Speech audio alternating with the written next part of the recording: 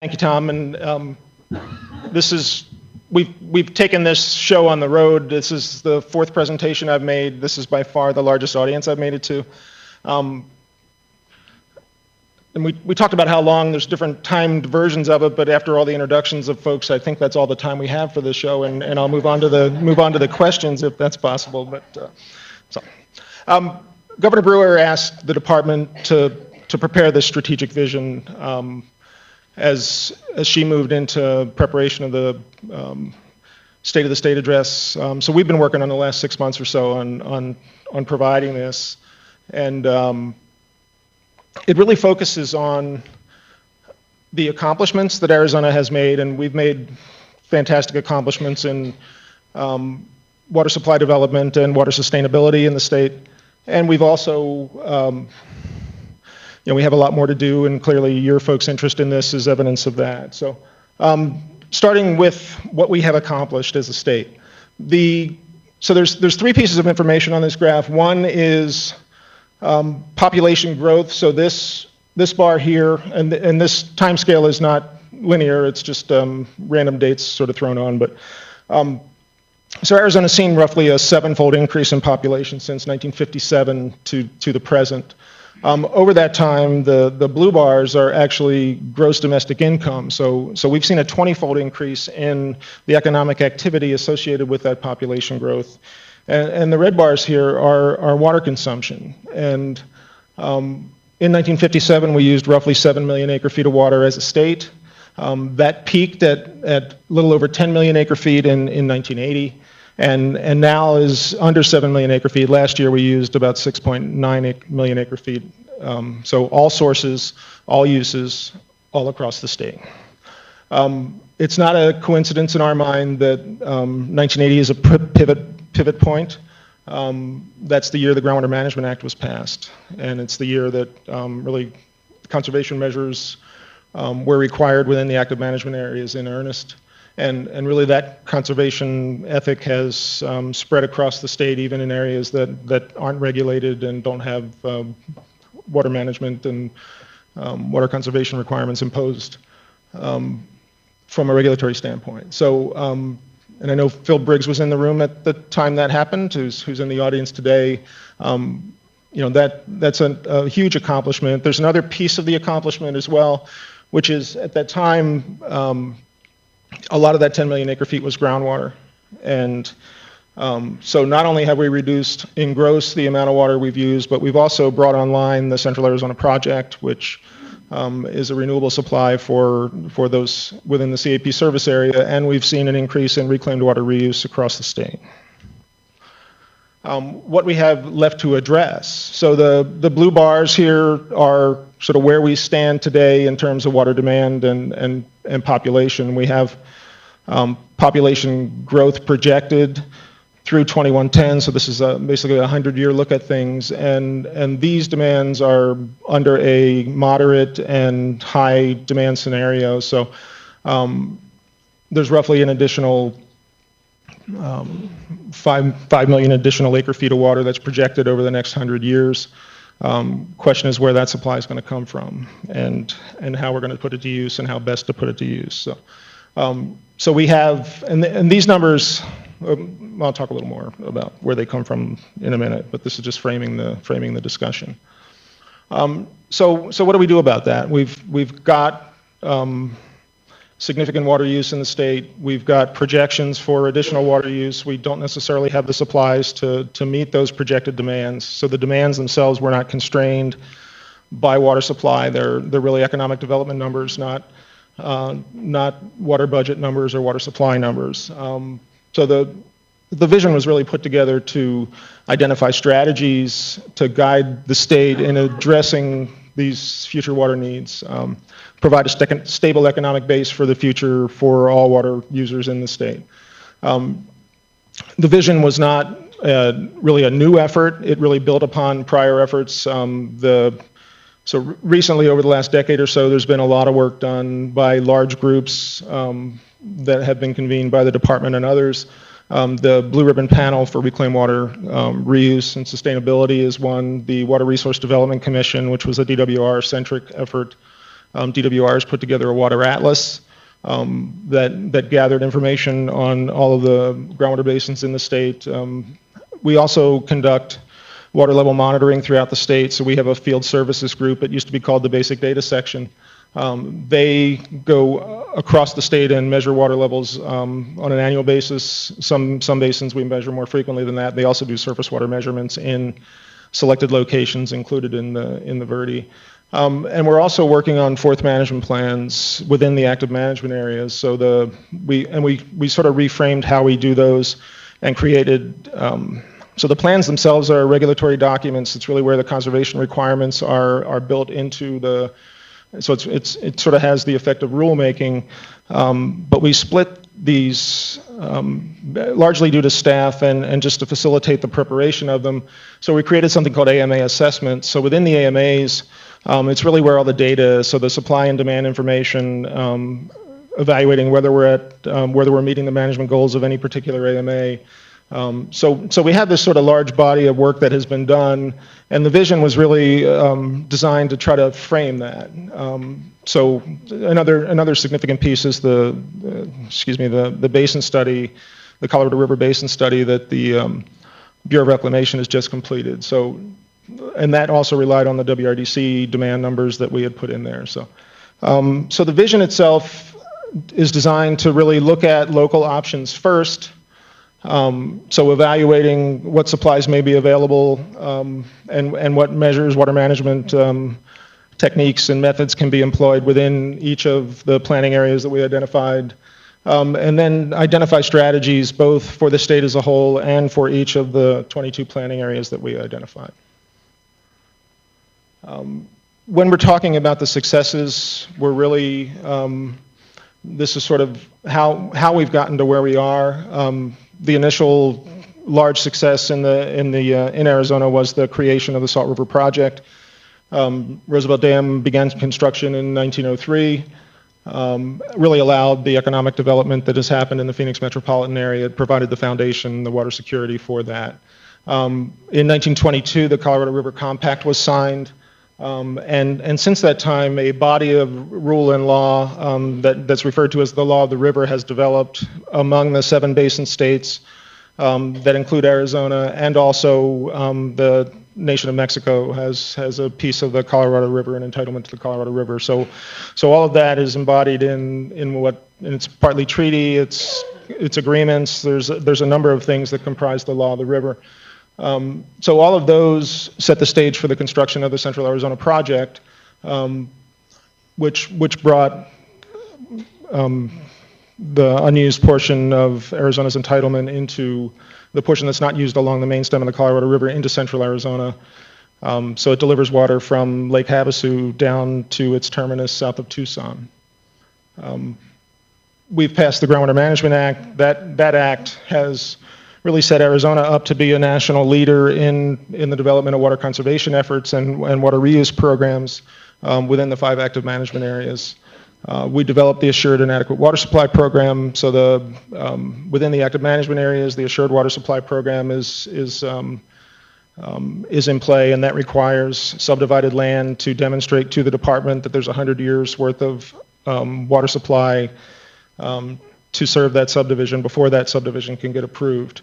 The Adequate Water Supply Program basically has the same demonstrations that are required, but it's not a mandatory program unless local jurisdictions have adopted adequacy, and I believe Clarkdale is one of those.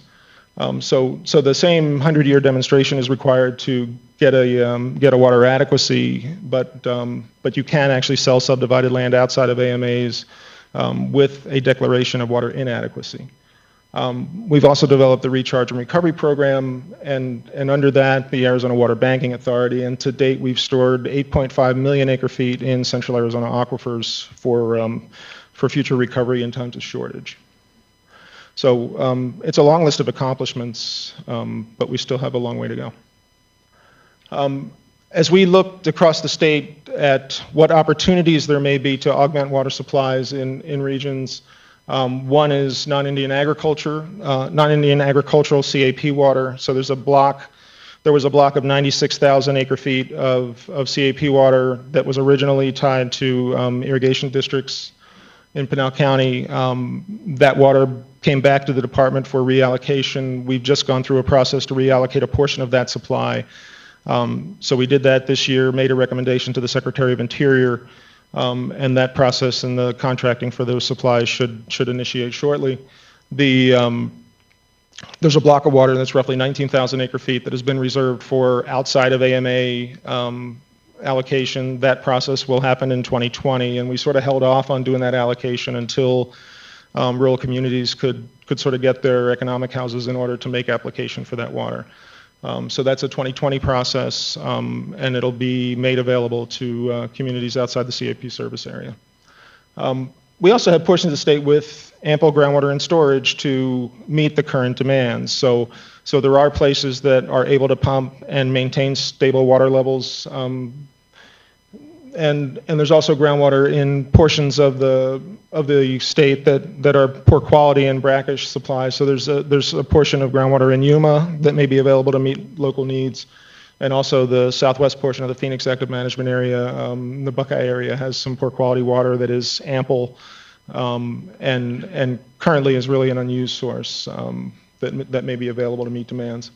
So as we move to additional water supply development, the watershed management and revised watershed management practices are a supply that we're identified as potentially having promise for yielding additional supplies. That dovetails nicely with some of the efforts on forest restoration. So as we kind of look at what's happened to forests through time, as they become more and more dense, water yields have decreased off the forests, and there's a lot of work that's being done on increasing forest health and fire safety, which also can have the benefit of additional yields to the watersheds that drain those forested lands.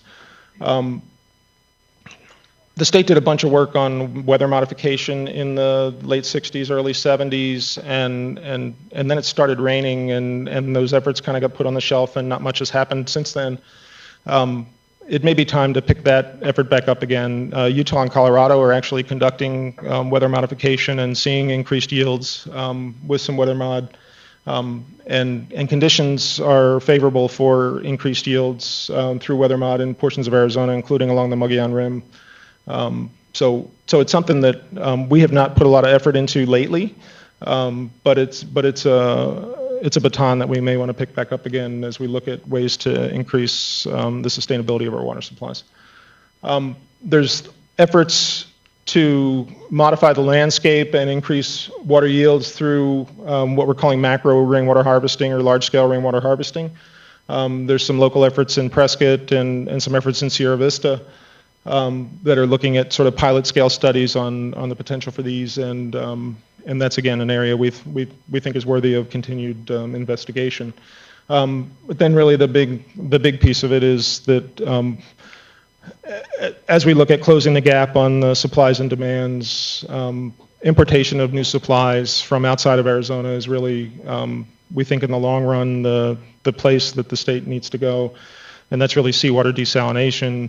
And there's really two opportunities for that. One is on the Pacific Ocean that would probably free up opportunities for exchanging water supplies with existing users of the Colorado River system, and also possibly in the Sea of Cortez, where we could deliver water from Mexico across the border into Arizona, and we're looking at a couple different ways to do that.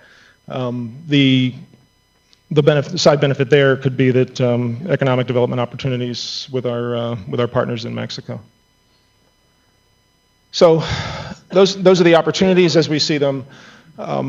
Arizona, we face challenges, and one of those is really just the complex physical nature of water supplies in Arizona. So water is not uniformly distributed across the landscape in Arizona, as you folks well know here in the Verde. So both from the groundwater and surface water systems, there's water is not always where people want to be, and that complicates development in the state. An additional item is that land ownership in the state, roughly 70% of the land in Arizona is federally managed or controlled, and that has some interesting consequences for our ability to develop additional water supplies and convey those water supplies from where they're located to where they may be needed. So if you cross federal land with a water transmission project, for example, you may end up looking at NEPA, the National Environmental Policy Act, Endangered Species Consequences, or Clean Water Act compliance. There's also the overlay of Federal Reserve water rights, and so the federal government asserts reserve water rights on all the federal land in the state, and sort of what level of uncertainty is associated with that complicates our ability to solve these water management challenges. The general stream adjudication, which is an effort to quantify and prioritize all of the surface water rights in the state, has now entered its 40th year. It's one of the largest lawsuits in the world, and it's nowhere near being resolved, and we think there's some need to figure out a way to do that more quickly than the current path we're on. We also there's 22 Indian tribes in Arizona. We have settled either fully or partially the water right claims of 13 of those tribes. So we've made great strides in the settlement of Indian water right claims, but there's still outstanding ones. The largest of those is really the Navajo and Hopi. There was a lot of effort to make that happen, and it sort of fell apart in the 11th hour. So it's one of the challenges as we kind of look at what supplies are available and how we can go about doing that. And then just the nature of the Arizona water rights system is complex. So we have a system of laws that relate to groundwater use, and we have a separate system of laws that relate to the use of surface water, and how those come together is awkward and a significant challenge. And it's not that we can't solve these problems, it's just that it's the landscape upon which we look at developing water supply solutions. So as I said earlier, the strategic vision really builds on the work of other groups that came before us, and it's really these groups that define what we're calling water supply imbalances. So an imbalance is when we have more demand for water than water available, and the WWDSEE, which was a DWR-led effort, was initiated by the legislature in 2010 and produced a report in 2012. And really put the numbers to what the imbalances are. So it was tasked with looking at comparing the demands and supplies in the next 25, 50, and 100 years. So that's really where those 2110 numbers came from. So what do we need to address? Do we need to develop additional supplies to meet the economic needs in the future in the state? If the answer to that is yes, where are those water supplies going to come from? What will it take to get water to end users across the state, and really how are we going to pay for that if we choose to do that? So those are kind of the questions that the WRDC wrestled with.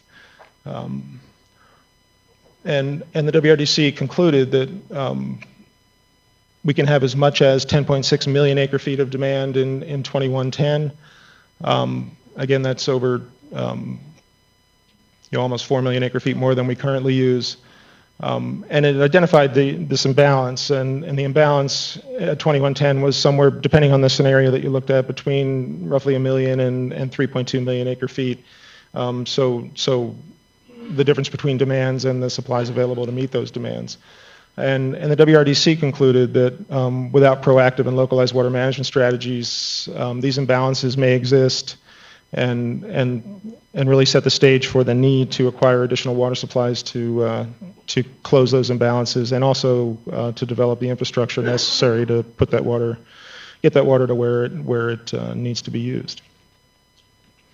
So the Basin Study, which was the effort of the Bureau of Reclamation and a large stakeholder group that included the 7 basin states and lots of NGOs and other types of organizations. The tribes were in there as well, public interest groups.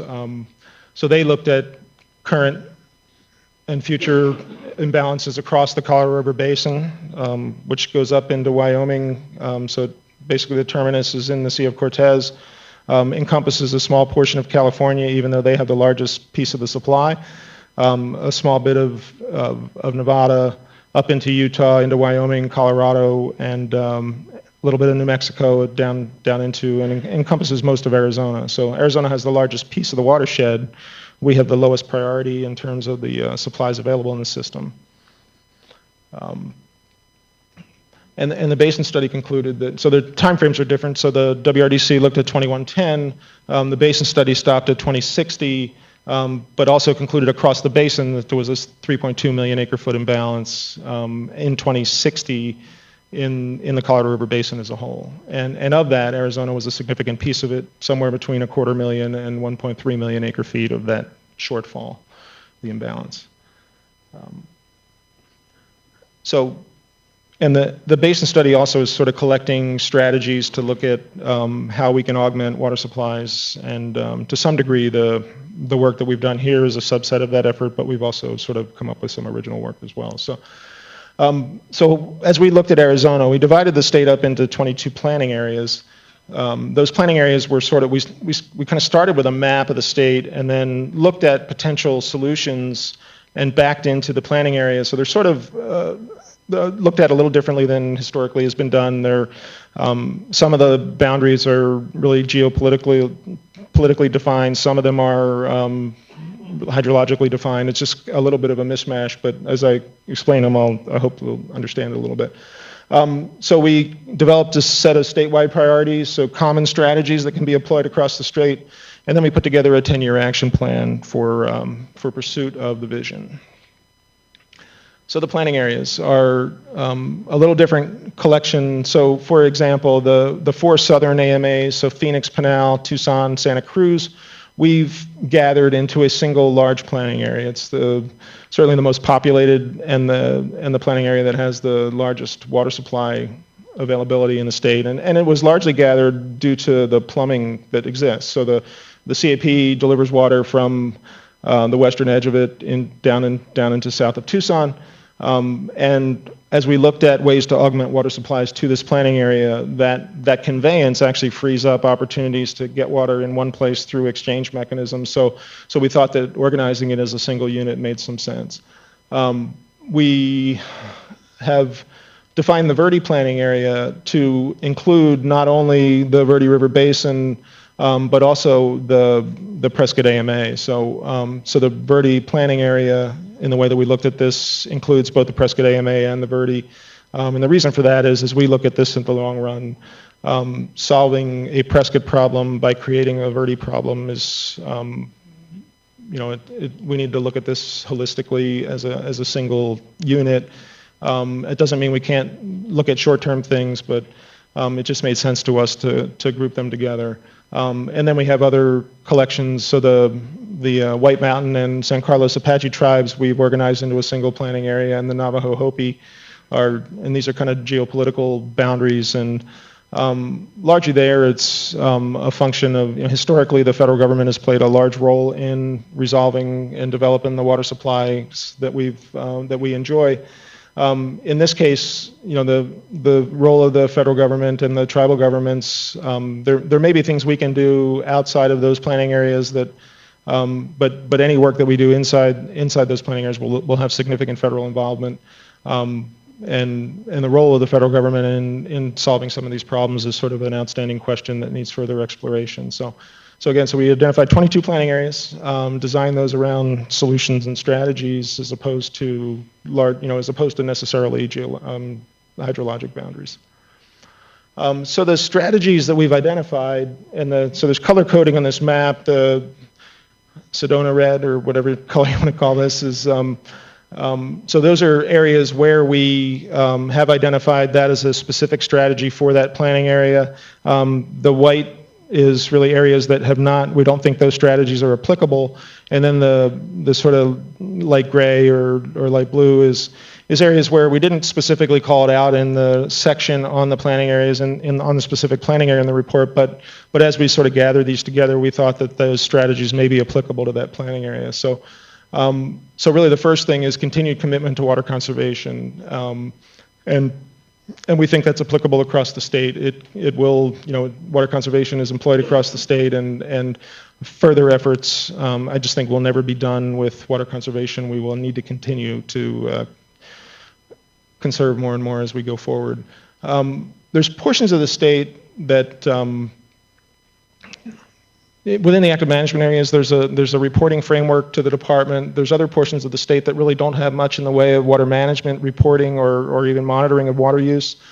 And we think that expanding those efforts will serve us in the long run. I spent my career, so I'm the interim director of the department. I was the deputy director for 3 years prior to that. 23 years prior to that, I was a consulting hydrologist, and found myself working in a lot of the rural areas in the state, and really the thing that always got us was we'd go into a basin and there wasn't any data. Nobody had to report, nobody knew what a well pumped, nobody knew how much water was used, and it just makes the analysis necessary to look at strategies and look at really justifying infrastructure projects difficult, because you don't really know what the numbers are. So we're kind of advocating for expanded monitoring is something to consider as we go forward.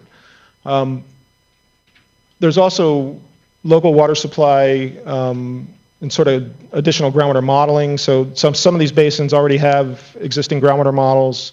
There are portions of the state that do not. And as we move forward, we think that there would be benefit to developing additional groundwater models so that we can run future scenarios and look at the sustainability and the viability of those water supplies on a going forward basis. So, increased direct and indirect use of reclaimed water. So effluent is an available supply. As we look at those imbalances, so the 3.2 million acre feet, it's the only supply that grows with increased municipal water consumption. So that imbalance can actually be shrunk in half by a full utilization of reclaimed water throughout the state. So, and there's portions of the state where it's really not that helpful. There's not that much reclaimed water to be had. So the lower Gila, the West Borderlands, these are areas that don't really have significant urban development and wastewater collection systems. The Colorado River is left off of there because in the manner with which the Bureau manages the Colorado River system, these utilities actually get credit for the reclaimed water they put back in the system. So they're called return flow credits. So there's really full, in the way that system works, there's really full utilization of the reclaimed water on the main stem, because it gets put back in the river and that's accounted for, and you can actually divert in excess of your allocation by the volume of these return flow credits. So, so the balance of the state, there are really areas where there's a lot of low-tech wastewater plants, facultative lagoons, other things like that may be able to meet local demands through recharge and recovery or direct use for either irrigation or other purposes. And we're putting on the table direct potable reuse as an option as well. There's lots of progress that's being made on that front. The Blue Ribbon panel that I spoke of earlier actually there's a subgroup that's working out of that is really 3 years into looking at direct potable reuse. So we've got that on the table as an option to continue to pursue. There's increased access to locally available potable and brackish groundwater supplies. So we talked about that. There's areas in the state that perhaps have supplies that when you view a specific utility may be struggling to meet its demands, but the basin itself is capable of yielding more water than that, and so it's kind of an infrastructure question. It's whether you can expand your access to groundwater supplies beyond the sort of footprint of those utilities, and be able to withdraw groundwater sustainably. And we're also including and encouraging local water management. So. And really what that is there's lots of efforts that don't necessarily require top-down state imposition of water management strategies. There's been a lot of work done in the Verde in trying to do things that benefit the river and benefit the hydrologic system, and they've been done without state involvement, and they're terrific accomplishments, and we want to encourage those activities to continue, and we're also looking at the Cochise County, southeast Arizona, where some of those efforts may also be fruitful. So that's largely a Verde effort in the way that we're looking at things, and we want to continue and encourage those activities. Forest and watershed management. So these are the planning areas that we think will benefit from revised watershed practices and forest management. And there's really two ways to benefit. So there's the sort of local benefits to communities that can increase locally available water supplies. There's also the water or the planning areas that are the beneficiary of the watershed. So the SRP having access to the salt and Verde supplies. If we can increase yields in the salt and Verde system, we can benefit both the local folks on the watershed and benefit the downstream users of those supplies. And again, it's the same thing for weather mod. So you know, if we can increase yields up on the Mogollon Rim, we'll increase water supplies, and that'll both make local water supply more available and also the downstream water right holders. And we have the Upper Gila here. There's a piece of this watershed in New Mexico, and there's some effort working with them that is moving forward to try to increase yields on the Upper Gila. Firming of low priority Colorado River water supplies. So as I said earlier, Arizona has the lowest priority. It was really a deal that was cut, a political deal that was cut to placate the political power in California to get the Central Arizona project constructed. So as we see shortage looming on the Colorado River, Arizona is the first entity that will be shorted in those supplies, and that'll hit both the Central Arizona AMAs, the CAP users, and also lower priority users of, it's called P4 supply, priority 4 supplies, so Lake Havasu City, Bullhead, the Mojave County Water Authority. So we're actually, so the Water Banking Authority is storing water in Central Arizona aquifers. We're doing that both for the benefit of users in Central Arizona and Indian tribes that have water rights settlements with the state. But we're also storing water, for example, in Pinal County for the benefit of Havasu. And the way that'll work is if we have shortage that would impact Havasu's water supplies, they'll take water directly off the river and will recover water that has been stored in Pinal County to firm those supplies. So those sorts of trade-offs are really opportunities as we look at the basin as a whole and the plumbing that exists as to how those things can work. We also have federal and non-federal water rights claims. So we talked about the general adjudication, we talked about the Indian water rights settlements, and these are really the watersheds and the planning areas that are affected by those activities. We think as we move forward, creating certainty in what water rights and the priority of water in the state is vital to crafting solutions to move the state forward. Importation of in-state surface water and groundwater supplies. So there's been lots of strategies crafted through the years to try to augment these supplies. For example, Flagstaff has built their Red Gap Ranch project, so they're actually going east of town 30 or 40 miles to bring water supplies back into Flag. The Big Chino diversion to Prescott Valley is another example of importation of in-state groundwater supplies.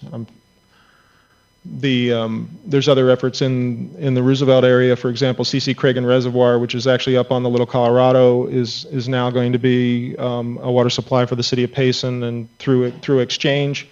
And there's also some movement of water to serve Globe. So in some of these basins, the West Basin planning area, which is Butler, McMullen, those areas have been identified as allowing transportation into the original active management areas. So that could be either into Prescott from Harquahala, for example, or to serve Phoenix, Pinal, or the Tucson AMA. The desalinated water via exchange.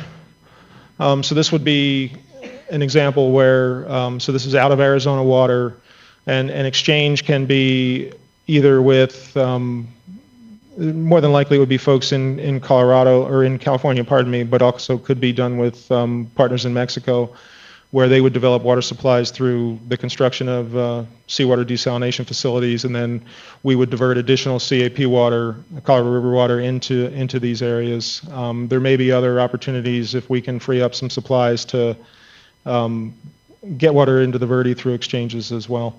And then direct use, kind of the same watersheds, same planning areas, and that would either be from the Pacific Ocean into Arizona, maybe paralleling the CAP or in an expanded CAP, or out of the Sea of Cortez. We could actually serve some uses in Mexico, bring water into Nogales and into Tucson, and perhaps into the upper San Pedro, and exchange those supplies, so we could actually deliver more Colorado River water to Phoenix or to Pinal, and take that desal water and bring it into Tucson. So it's sort of a blend of an exchange, but also direct importation of those supplies. So we've identified strategic priorities for the state, and those are really resolving these federal and non-federal water right claims through the general adjudication, completing that process in Indian water rights settlements, continued commitment to conservation and reclaimed water reuse across the state, including direct potable reuse, really amping up the collection of data and the analysis of data across the state, monitoring local conditions, and that's, we've done great work in the active management areas, but we need to do more work in the outlying areas in the state. This next one is perhaps the most contentious. It's really identifying what role these water transfers play in the state. So there's been a lot of there's prohibition on transfer of groundwater between basins in the state. There are some basins that are grandfathered in because of investments that were made before those legislative prohibitions were put into place. And there's also the WWDSEE put forth its work. One of the byproducts of that was a bill last year, House Bill 2338, that ended up getting a lot of opposition from folks in Yuma because and that bill attempted to create something called regional water augmentation authorities, and it was sort of so the reluctance of folks in Yuma, they sort of viewed themselves as having a bullseye on their backs as part of that process, and we think it's time to have a dialogue about what role moving water around the state will be. I mean, this vision, to some degree, envisions doing that, but we've been very careful about drawing bullseyes on anybody's back. And we think that really out-of-state supplies are going to be what's necessary in the long run.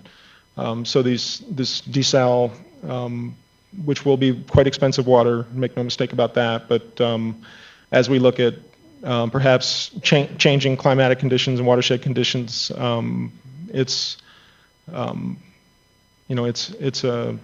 it's one thing that we can point to that is a sure deal. There's going to be a lot of hurdles to get it done. It's going to be expensive, but it's the one certain option. So then the question is, how do we work on funding these things? The water folks are pretty good at getting in the room and putting ideas together, but they're not really good at developing the resources necessary to build things. Construction of SRP, the construction of CAP really took legislative leaders, it took business leaders, it took a long commitment to make these things happen, and we're not suggesting that any of these things need to happen today, but if we don't start moving on these things today, they're just very long lead time efforts to make things happen, and if we don't get started today, we're not going to get them done when we need them done. The other piece, and it's really a shorter term deal, is rural infrastructure and how do we develop these water management strategies locally. There's a couple different pots of money that could be available for that. One is I sit on the board of the Water Infrastructure Finance Authority. It's a revolving loan program that can fund water and wastewater infrastructure for existing users. The question is sort of how you fund infrastructure for growth, and The legislature passed something called the Water Resource Development Fund, which is built on the same WIFA model, which is a revolving fund where you have a pot, a seed pot, and that then generates, so you make loans, and then the repayments on those loans fund the next, your ability to continue to make loans. That effort has been created, but it hasn't been funded, so there's no mechanism yet in place to do that. But WIFA right now has about $100 million in available money. You have to demonstrate your ability to repay that money, but there's money available. Some of that has been used locally for wastewater projects I'm aware of, and also for some water development projects. We've developed a 10-year action plan, and in this case, so really 2014 is all about rolling this out. So year one is 2015 as we talk through this. So we're looking at, we believe this effort is an appropriate function for the Department of Water Resources. We're looking for the legislature to mandate for us to update this vision every 10 years at minimum, and we're willing to take that on. We need to begin discussions on ocean desal, whether it's with folks in California or folks in Mexico, for either exchange or direct delivery. Those efforts are going on, but they're a little bit ad hoc, and we need to make it a more formal effort. We talked about the Red Gap Branch Flagstaff project earlier. They're struggling to actually get right away from. There's a piece of the route that needs to be in the I-40 corridor. ADOT is very protective of its corridors and doesn't like to have utilities in them. But as we look at perhaps needing to go out into portions of the state and bring water back to where people are, roads tend to follow. Roads tend to be built where people live, and these corridors are the logical places to perhaps site some of these water and reclaimed water transmission corridors. So we're working with ADOT to try to resolve these things trying to help Flagstaff do that. We want to establish a study committee to re-examine the adjudication and try to find a path to an expedited conclusion of that lengthy litigation. I think we're on the third generation of lawyers in the thing, and it's perhaps a time to take a different look at how we might conclude that. Again, we need to talk about financing and how we're gonna develop that, both for more local, smaller projects in rural Arizona and also these large-scale importation projects, which will be very, very large capital expenditures. Within the AMAs, we have a bit of an awkward thing, and it's not necessarily applicable to the folks in the room, but one of the strategies for using reclaimed water is recharge and recovery, and it's been terrific. It's saved folks lots of money. It's put water where it needed to be.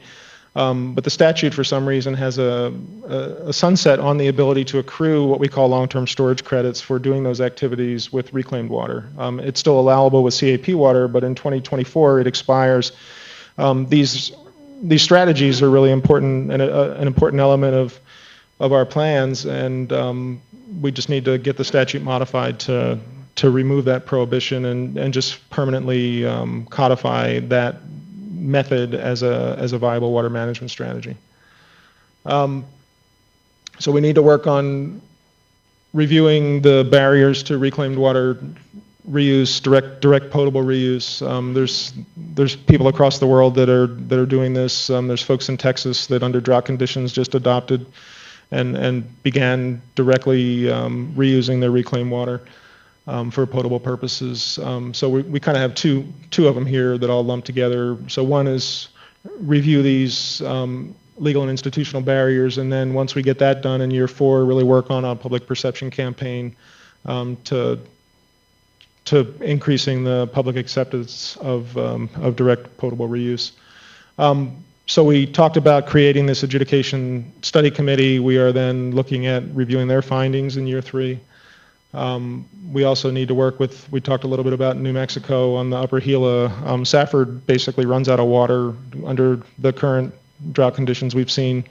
So Safford has a water crisis every summer, and we need to get more water into the upper Gila to meet the needs of that basin, and New Mexico is a part of that solution. So So then the longer term deals, these are both optimistic, but I think they're worth having on the radar screen. So resolving the remaining Indian water rights settlements. There's active negotiations in some of these right now, but a decade from now, we'd like to have all of those done, and then resolving the adjudication, which I still haven't gotten your answer, Greg, as to when your retirement date is, but I want to be done before you go. So. So that's the plan and the vision. This is now a look at the Verde. So the way the report is organized, so we have sections on the state as a whole, and that's largely what we just covered. And then each of the 22 planning areas has its own section, and these are the numbers for the Verde planning area. So we really look at from 2010 to 2060, so a 50-year look, kind of flat, maybe declining agricultural use in the basin. We see roughly a doubling of municipal use over that period of time, from 34,000 up to 66,000 acre feet. A little bit of increase in rock production associated with that. Turf demands are kind of flat, but so we have a high and a low scenario for the industrial demand components in the way that the WWDSEE put their efforts together. But looking at going from 64,000 acre feet of water use in the basin to pushing 100,000 acre feet. As we talked earlier, so the Verde Basin, this is the Prescott AMA here, the Verde River, Big Chino.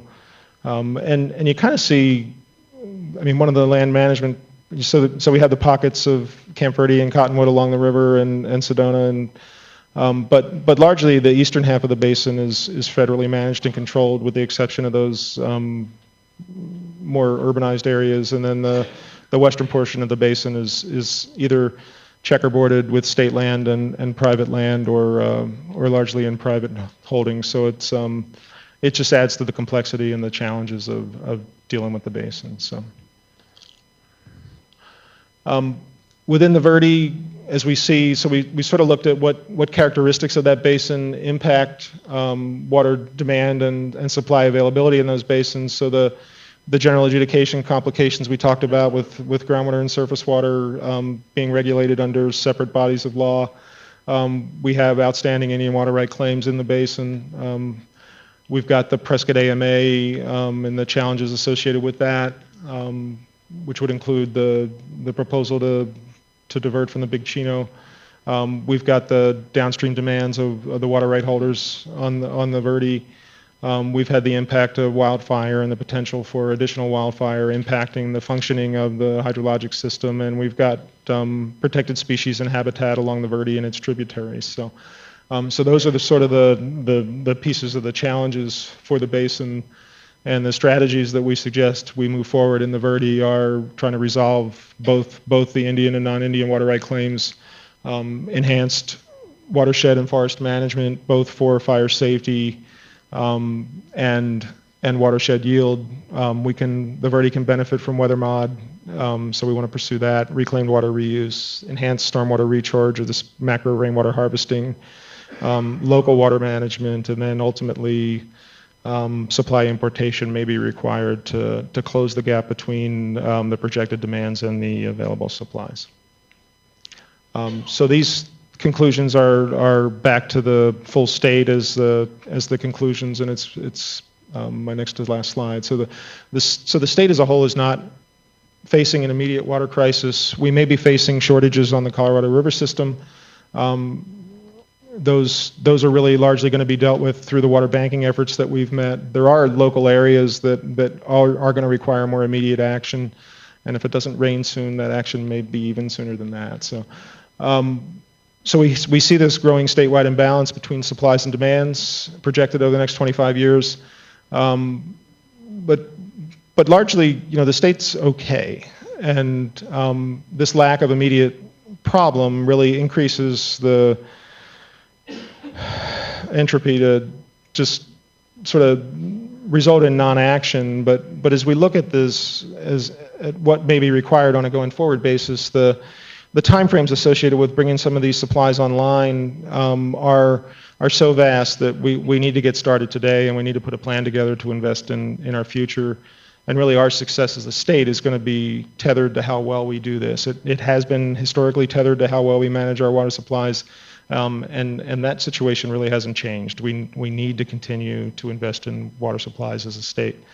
And we think this strategic vision is a guide for that sustainability and for economic stability throughout the state.